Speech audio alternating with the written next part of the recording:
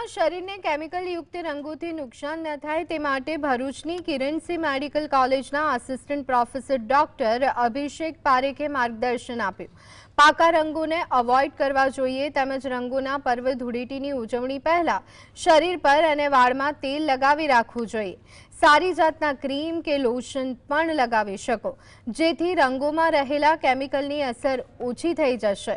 આમ રંગોના પર્વ ધૂળેટીના ઉજવણીમાં કેટલીક કાળજી રાખી સુરક્ષિત ઉજવણી કરવામાં આવે તો ખરા અર્થમાં ઉજવણીની મજા માણી શકાય।